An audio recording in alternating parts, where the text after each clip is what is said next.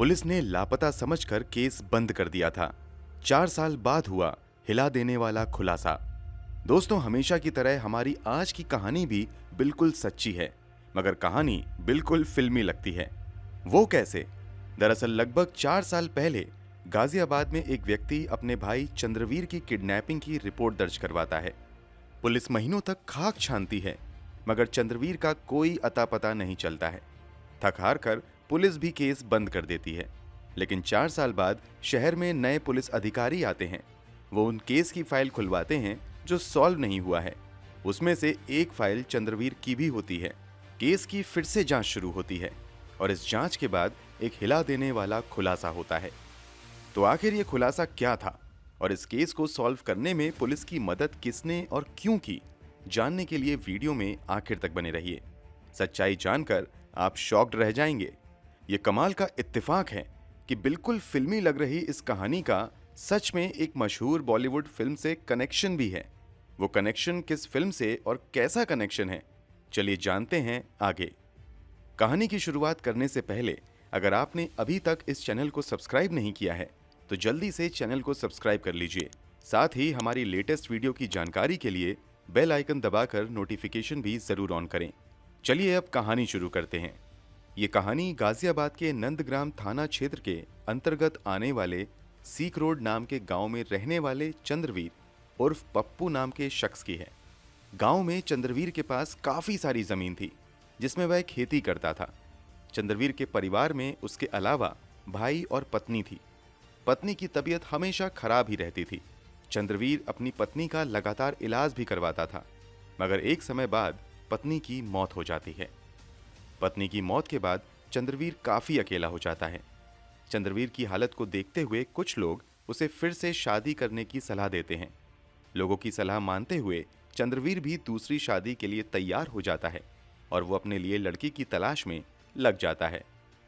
कुछ दिनों बाद चंद्रवीर के पास सविता नाम की एक महिला का रिश्ता आता है। सविता की उम्र यही कोई 35 से 36 साल थी और उसके पति की भी मृत्यु कुछ ही समय पहले हुई थी। पहली शादी से सविता की एक बेटी भी थी। चंद्रवीर को यह रिश्ता अच्छा लगता है और सभी बातें तय करने के बाद वो सविता से 2015 में शादी कर लेता है। इतना ही नहीं, चंद्रवीर सविता की बेटी को भी अपनी बेटी की तरह स्वीकार करता है। शादी के बाद दोनों खुशी खुशी रहने लगते हैं और शादी के बाद सविता एक बेटे को भी जन्म देती है। यहाँ तक परिवार में सब कुछ ठीक ठाक ही चलता है। हालांकि बीच बीच में आम परिवार की तरह चंद्रवीर के परिवार में भी कभी कभी चंद्रवीर की लड़ाई पत्नी से हो जाती थी, मगर दोनों का रिश्ता चल रहा था। समय बदलते हुए अब आ चुका था साल 2018। सविता और चंद्रवीर की शादी को 3 साल से ज्यादा हो गए थे। अब इन दोनों के रिश्तों में वो पहली वाली बात नहीं रह गई थी, बल्कि अक्सर इन लोगों में लड़ाइयां होने लगी थीं। साथ ही चंद्रवीर कभी कभी बहुत ज्यादा नशा करके घर भी आने लगा था। अभी ये सब चल ही रहा था कि 28 सितंबर 2018 को चंद्रवीर की पत्नी नंदग्राम पुलिस स्टेशन में जाकर अपने पति के गायब होने की रिपोर्ट दर्ज करवाती हैं। रिपोर्ट में सविता लिखवाती हैं कि रात भर चंद्रवीर घर नहीं आए हैं। हम लोगों ने उन्हें ढूंढने की कोशिश भी की, मगर उनका कहीं अता पता नहीं चल रहा है। रिपोर्ट दर्ज होते ही नंदग्राम पुलिस चंद्रवीर की तलाश में लग जाती है। पहले तो घर वाले और पड़ोसियों के बयान लिए जाते हैं, मगर कहीं से भी चंद्रवीर का पता नहीं चलता है। अगले कई दिनों तक पुलिस चंद्रवीर की तलाश में लगी रहती है, मगर कहीं भी उसका पता नहीं चलता है। पुलिस जांच के दौरान ही चंद्रवीर का भाई गांव के ही कुछ लोगों पर अपने भाई के किडनैप करने का शक जताता है। पुलिस उस एंगल से भी जांच करती है और जिस पर चंद्रवीर के भाई ने अपहरण का आरोप लगाया था, उससे भी पुलिस पूछताछ करती है, मगर पुलिस को एक भी सबूत नहीं मिल पाता है। अंत में कई हफ्तों की जांच के बाद पुलिस कोर्ट में फाइनल रिपोर्ट पेश करते हुए केस की जांच बंद कर देती है और इस केस को ही बंद कर दिया जाता है। बीतते समय के साथ लोग चंद्रवीर को भुला देते हैं और अपनी अपनी जिंदगी में आगे बढ़ जाते हैं। इस तरह केस को बंद हुए 2022 में 4 साल से ज्यादा हो जाते हैं। 2022 इस केस के लिहाज से काफी अहम साबित होता है। दरअसल 4 अप्रैल 2022 को 2009 बैच के आईपीएस अधिकारी मुनिराज जी को गाजियाबाद का एसएसपी बनाया जाता है। एसएसपी का पद संभालते ही मुनिराज अपने अधिकार क्षेत्र में आने वाले सभी पुलिस स्टेशन से ऐसे केस की फाइल्स मंगवाते हैं जिन्हें नहीं सुलझाया जा सका था। अलग अलग थानों से बहुत सारी फाइल आती हैं। उनमें एक फाइल नंदग्राम पुलिस स्टेशन से चंद्रवीर की भी होती है। चंद्रवीर की फाइल देखने के बाद एसएसपी मुनिराज इस केस को सॉल्व करने में गाजियाबाद क्राइम ब्रांच की भी मदद लेते हैं और इस केस को सॉल्व करने की जिम्मेदारी गाजियाबाद क्राइम ब्रांच के प्रभारी अब्दुर रहमान सिद्दीकी को सौंपते हैं। अब्दुर रहमान सिद्दीकी क्राइम की दुनिया के अबूझ तथा रहस्यमयी पहलुओं को सुलझाने के माहिर समझे जाते हैं तथा इन्होंने पहले भी कई अनसुलझे केस को समझाया था। अब्दुर रहमान सिद्दीकी चंद्रवीर के केस की जांच अपने हाथ में लेते ही सबसे पहले चंद्रवीर के गांव सीक रोड पहुंचते हैं और वो भी जांच की शुरुआत पड़ोसियों तथा रिश्तेदारों से पूछताछ से ही करते हैं। इस पूछताछ में कई दिन निकल जाते हैं मगर कुछ भी सबूत हाथ नहीं लगता है। इसी बीच जांच टीम को कहीं से भनक लगती है कि चंद्रवीर की सविता से शादी के कुछ ही समय बाद अनबन शुरू हो गई थी, क्योंकि सविता का प्रेम प्रसंग चंद्रवीर के ही पड़ोसी अरुण उर्फ अनिल से शुरू हो गया था। दूसरी तरफ 2018 में ही अनिल के भाई भूरे सिंह ने भी अरुण पर ही भाई के किडनैपिंग का आरोप लगाया था, लेकिन तब पुलिस को अरुण के खिलाफ कोई सबूत नहीं मिल पाया था और उसे छोड़ दिया गया था। जब इस मामले में दोबारा अरुण का नाम आता है तो इस केस की जांच कर रहे मुख्य अधिकारी अब्दुर रहमान सिद्दीकी को यह बात खटकने लगती है कि आखिर हर बार क्यों अरुण का ही नाम आ रहा है। इसी के बाद वो अरुण पर नजर रखना शुरू कर देते हैं। साथ ही वो अरुण से जुड़ी छोटी से छोटी जानकारी जुटाने में लग जाते हैं। जांच पड़ताल के दौरान ही पता चलता है कि गायब हुए शख्स चंद्रवीर की पत्नी सविता अभी भी इस घर में रहती है और उसकी जो बेटी थी वो अब 16 साल की हो चुकी है। वो पास में ही एक ब्यूटी पार्लर में काम करती है। इसके अलावा उसका एक छोटा बेटा भी है। अब मामले की जांच कर रहे अधिकारी को लगता है कि इस पूरी जांच में सविता की बेटी अहम कड़ी साबित हो सकती है और शायद वो कुछ ऐसी जानकारी दे सकती है जिससे इस केस को सुलझाने में मदद मिल सकती है। इसी के बाद एक दिन जब सविता की बेटी काम पर जा रही होती है तभी रास्ते में रहमान सिद्दीकी उसे रोकते हैं और उससे चंद्रवीर के बारे में पूछताछ शुरू कर देते हैं। इस पूछताछ से अचानक वो लड़की काफी घबरा जाती है और कहती है कि मुझे कुछ भी नहीं पता है, और वो वहां से चली जाती है। लड़की ने भले ही कुछ नहीं बताया था मगर जिस तरीके से चंद्रवीर का नाम सुनते ही वो घबराई थी उससे अधिकारी को शक हो गया था कि इस लड़की के पास जरूर कुछ ऐसी जानकारी है जो इस केस को सुलझाने में उनकी मदद कर सकती है। इसी के बाद एक बार फिर से रहमान सिद्दीकी उस लड़की से मिलते हैं और उसे बड़े प्यार से समझाते हैं और उसे भरोसा दिलाते हैं कि अगर तुम मेरी मदद करोगी तो शायद हम चंद्रवीर को ढूंढ पाएंगे। उस लड़की को यह भी भरोसा दिलाया जाता है कि तुम्हें कुछ नहीं होगा। इसके बावजूद वो लड़की कुछ नहीं बोलती है और बिना कुछ बताए वहां से निकल जाती है। अब एक बार फिर से पुलिस वालों को लगने लगता है कि शायद ये केस नहीं सुलझ पाएगा, मगर अगले ही दिन केस की जांच कर रहे अधिकारी के ऑफिस में पास के ही गांव का एक लड़का आता है और वो कहता है कि चंद्रवीर के गायब होने से कुछ महीने पहले चंद्रवीर और उसकी पत्नी सविता की काफी लड़ाई हुई थी। इस लड़ाई की वजह ये थी कि चंद्रवीर ने अपने पड़ोसी अरुण के साथ सविता को आपत्तिजनक हालत में पकड़ लिया था। इतना ही नहीं, चंद्रवीर के गायब होने के बाद भी अरुण और सविता को गांव के कुछ लोगों ने चोरी छिपे मिलते हुए देखा था। शायद सविता और अरुण ने ही मिलकर चंद्रवीर को गायब किया होगा। यह तीसरी बार था जब किसी ने जांच कर रहे अधिकारी के सामने अरुण का नाम लिया था। अब जांच अधिकारी सख्ती से अरुण तथा सविता से पूछताछ करने का फैसला करते हैं और अचानक जाकर दोनों को उठा लेते हैं। पहले तो दोनों पुलिस को गुमराह करने की कोशिश करते हैं, मगर जब पूरी कड़ाई के साथ अरुण से पूछताछ शुरू होती है तो आखिरकार अरुण पुलिस वालों की सख्ती के आगे टूट जाता है और एक ऐसे राज से पर्दा उठाता है जिसे सुनकर हर किसी की आंखें बस खुली की खुली रह जाती हैं। अरुण बताता है कि जब सविता चंद्रवीर से शादी करके आई तो कुछ ही महीने बाद हमारी उनसे मुलाकात हुई। अरुण का घर चंद्रवीर के घर के लगभग बगल में ही था और वो रिश्ते में चंद्रवीर का भाई भी लगता था। इस तरह सविता अरुण की भाभी बन गई थी। सविता और अरुण में भाभी देवर का रिश्ता होने की वजह से अक्सर ये दोनों मजाकिया अंदाज में बातें भी किया करते थे। अरुण आगे बताता है कि धीरे धीरे मजाक मजाक में दोनों करीब आते गए और दोनों का मिलना जुलना भी शुरू हो गया। इसी तरह जब 2017 में एक दिन चंद्रवीर कहीं बाहर गया हुआ था तो अरुण चंद्रवीर के घर में ही सविता से मिलने आ जाता है। ये दोनों मिल ही रहे थे कि अचानक वहां चंद्रवीर पहुंच जाता है और अरुण तथा अपनी पत्नी सविता को आपत्तिजनक स्थिति में पकड़ लेता है। इसी के बाद सविता और चंद्रवीर की लड़ाई शुरू होने लगी, जो देखते देखते समय के साथ बढ़ती ही चली गई। इन सब के बावजूद सविता और अरुण का मिलना जुलना बंद नहीं हुआ। इसका नतीजा ये हुआ कि सविता और चंद्रवीर की लड़ाइयां बढ़ती गईं। साथ ही चंद्रवीर शराब भी बहुत ज्यादा पीने लगा। अरुण के बयान के मुताबिक अब सविता चंद्रवीर को छोड़कर अरुण के साथ रहना चाहती थी, लेकिन समस्या ये थी कि चंद्रवीर के रहते ये सब संभव नहीं था। इसलिए एक दिन अरुण और सविता मिलकर चंद्रवीर को रास्ते से हटाने का प्लान बनाते हैं।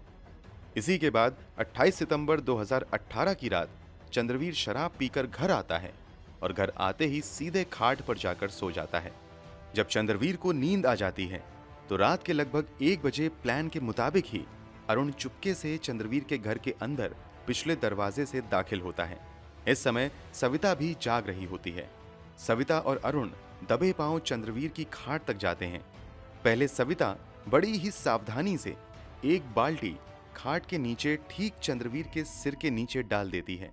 इसके बाद अरुण अपने साथ लाए पिस्तौल से सीधे चंद्रवीर के सिर में गोली मार देता है। गोली इतनी नजदीक से मारी जाती है कि चंद्रवीर को हिलने तक का मौका नहीं मिल पाता है और वो गोली लगते ही दम तोड़ देता है।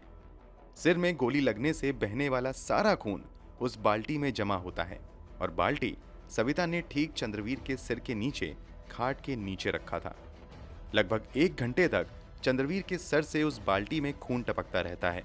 जब खून टपकना बंद हो जाता है तो चंद्रवीर और सविता घर के बाहर निकलते हैं और इधर उधर देखते हैं कि गोली चलने की आवाज सुनकर कहीं कोई जाग तो नहीं गया है। बाहर में किसी तरह की कोई हलचल नहीं थी।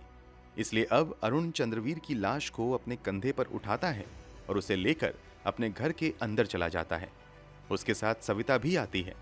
लाश को लेकर चंद्रवीर अपने घर के पीछे गाय भैंस बांधने वाली जगह पर चला जाता है। चंद्रवीर को मारने का प्लान इतना परफेक्ट था कि अरुण ने पहले से ही एक 8 फीट गहरा गड्ढा भी खोद रखा था, ताकि हत्या करने के तुरंत बाद उसकी लाश को गड्ढे में दफनाकर गायब कर दिया जाए। लेकिन जब ये लोग लाश को दफनाने के लिए गड्ढे के पास लाते हैं तो वहां पर अरुण की नजर चंद्रवीर के हाथों में मौजूद चांदी के कड़े पर पड़ती है। इसलिए चंद्रवीर को दफनाने से पहले अरुण उसके हाथ से चांदी का कड़ा निकालने का प्रयास करता है, मगर काफी कोशिशों के बाद वो कड़ा नहीं निकल पाता है। अंत में अरुण अपने घर के अंदर जाता है तथा वहां से एक कुल्हाड़ी लेकर आता है और इस कुल्हाड़ी से चंद्रवीर के हाथ को काट देता है और फिर उसमें से चांदी का कड़ा निकालने के बाद पहले से खोद कर रखे गए 8 फीट गहरे गड्ढे में सविता और अरुण मिलकर चंद्रवीर को दफना देते हैं और उस जगह के ऊपर जानवरों का चारा डाल देते हैं, ताकि किसी को भनक भी ना लगे कि यहाँ पर किसी को दफन किया गया है। इसके बाद ये दोनों बड़े आराम से चंद्रवीर के गायब होने का मातम मनाने लगते हैं। प्लान के मुताबिक अगले दिन सविता पुलिस में जाकर पति के गायब होने की रिपोर्ट दर्ज करवाती है, ताकि किसी को भी शक उस पर ना हो। शुरुआती जांच में अरुण का नाम आने के बाद उससे पूछताछ भी होती है, मगर पुलिस को भी वो यकीन दिलाने में कामयाब हो जाता है कि चंद्रवीर के बारे में उसे कोई जानकारी नहीं है। जिस जगह पर सविता और अरुण ने चंद्रवीर को दफनाया था, उस जगह पर पहले अरुण की गाय तथा भैंस बंधा करती थी, मगर चंद्रवीर को वहां पर दफनाने के कुछ ही समय बाद अरुण वहां पर 1-2 मंजिला घर बनवाता है। घर का नक्शा इस तरीके से बनवाया गया था कि जहां पर चंद्रवीर को दफनाया गया था उस जगह पर एक बड़ा सा कमरा बनता है। घर के बन जाने के बाद कमरे के फर्श को पक्का करवाता है और उसी कमरे में अरुण अपना बेड भी लगाता है और वहीं रहना शुरू कर देता है और बड़े आराम से 4 साल तक चंद्रवीर की लाश के ऊपर चैन की नींद सोता है। अरुण के इस खुलासे के बाद पुलिस सीधे अरुण के घर पर जाती है तथा वहां पर अरुण की निशानदेही पर गड्ढा खुदवाया जाता है। खुदाई के बाद वास्तव में 8 फीट की गहराई पर मानव कंकाल मिलते हैं। चंद्रवीर के शरीर के अवशेष को बरामद करने के बाद पुलिस अरुणा तथा सविता की निशानदेही पर हत्या में इस्तेमाल किए गए बंदूक, खून इकट्ठा करने के लिए इस्तेमाल की गई बाल्टी तथा चांदी के कड़े को निकालने के लिए हाथ काटने में इस्तेमाल की गई कुल्हाड़ी को भी बरामद कर लेती है। जब पुलिस दोनों कातिलों से पूछती है कि आखिर तुम्हें लाश को इस तरह गायब करने का आइडिया कहाँ से आया? तो अरुण जवाब देता है कि मैंने एक फिल्म देखी थी जिसमें फिल्म का हीरो लाश को गायब करने के लिए लाश को पास में ही बन रहे पुलिस स्टेशन की नई बिल्डिंग के बेसमेंट में छिपा देता है। फिर पुलिस काफी कोशिशों के बाद भी उस लाश को नहीं ढूंढ पाती है। बस उसी से प्रेरणा लेते हुए हमने भी लाश को अपने घर में ही छुपा दिया और उसके ऊपर पक्का घर बनवा दिया था ताकि कभी भी पुलिस लाश को ना ढूंढ पाए। दोस्तों, क्या आप गैस कर सकते हैं कि चंद्रवीर के कातिल ने लाश को इस तरह गायब करने वाला ये सीन किस फिल्म में देखा होगा? अगर आपने गैस कर लिया है तो उस फिल्म का नाम कमेंट बॉक्स में जरूर बताएं। अगर आपको वो सीन याद आ रहा होगा तो इस केस का बॉलीवुड फिल्म से कनेक्शन भी समझ में ही आ गया होगा। पुलिस ने इस पूरे केस का खुलासा 15 नवंबर 2022 को किया है। एक सवाल अब भी आपके दिमाग में घूम रहा होगा कि आखिर वो लड़का कौन था जिसने पुलिस के पास आकर अरुण और सविता के बारे में बताया और क्यों बताया? चलिए, इसका भी जवाब हम आपको बता देते हैं। दरअसल जब इस पूरे मामले के मुख्य जांच अधिकारी अब्दुल रहमान सिद्दीकी सविता की बेटी को दूसरे दिन बैठाकर काफी देर समझाते हैं और उससे इस केस से जुड़ी जानकारी निकलवाने की कोशिश करते हैं, तो भले ही वो लड़की पुलिस वालों को कुछ नहीं बताती है, मगर घर जाकर वो अपने बॉयफ्रेंड को पुलिस द्वारा रोके जाने तथा चंद्रवीर के बारे में पूछताछ किए जाने के बारे में बताती है। यहाँ बॉयफ्रेंड कहता है कि अगर तुम्हें कुछ सच्चाई पता है तो मुझे बताओ। इस पर वो लड़की बताती है कि जिस दिन पिताजी गायब हुए थे उसी रात जब मैं सो रही थी तो अचानक जोर की आवाज सुनाई दी, जिससे मेरी नींद खुल गई और जब मैं अपने कमरे से बाहर देखने लगी तो मैंने देखा कि माँ और अरुण एक साथ दौड़ते हुए घर से बाहर निकल रहे हैं। मुझे पूरा शक है कि कहीं ना कहीं अरुण और मेरी माँ ने ही चंद्रवीर को गायब किया है। मैंने इस बारे में किसी को भी माँ के डर से कभी कुछ नहीं बताया है। जब ये सारी कहानी लड़की ने अपने बॉयफ्रेंड को बताई तो बॉयफ्रेंड ने इस आपदा में भी अफसर ढूंढ लिया। दरअसल सविता अपनी बेटी की शादी अरुण के एक करीबी रिश्तेदार से करवाना चाहती थी, जबकि सविता की बेटी अपने इसी बॉयफ्रेंड से शादी करने की जिद कर रही थी। इस बात को लेकर माँ बेटी में झगड़ा भी हुआ था और उसका बॉयफ्रेंड भी इस बात से वाकिफ था कि लड़की की माँ उसकी शादी कहीं और करवाने जा रही थी। बस यहीं पर वो अपना दिमाग लगाता है और यहाँ लड़की को कहता है कि अगर हम चंद्रवीर वाली सच्चाई पुलिस वाले को बताते हैं तो माँ तथा अरुण को पुलिस पकड़ लेगी और हम फिर आसानी से शादी कर लेंगे। बस इसी के बाद लड़का पुलिस वाले को सारी कहानी बता देता है। इस तरह पुलिस वाले का भी काम बन जाता है और ये दोनों भी अपने रास्ते आसान कर लेते हैं। चंद्रवीर के कंकाल और हत्या में इस्तेमाल की गई चीजों को बरामद करने के बाद उन सभी चीजों को फॉरेंसिक जांच के लिए भेज दिया गया है। साथ ही सविता और अरुण को भी गिरफ्तार करने के बाद जेल में डाल दिया गया है, जहां वो दोनों अपने किए की सजा का इंतजार कर रहे हैं। आपके अनुसार इन दोनों को क्या सजा मिलनी चाहिए? कमेंट बॉक्स में जरूर बताएं। अगर आपको हमारी मेहनत पसंद आई हो तो इस वीडियो को लाइक करते हुए शेयर भी जरूर करें ताकि बाकी लोग भी इस हैवानियत भरी कहानी को जान सकें। अगर आपने अब तक इस चैनल को सब्सक्राइब नहीं किया है तो जल्दी से चैनल को सब्सक्राइब कर लीजिए, साथ ही बेल आइकन दबाकर नोटिफिकेशन भी ऑन कर लीजिए ताकि जब हम नई वीडियोस अपलोड करें तो उसकी जानकारी आपको तुरंत मिल जाए। क्राइम की दुनिया से जुड़ी इस तरह की सच्ची कहानियों के लिए हमारे साथ जुड़े रहें। धन्यवाद।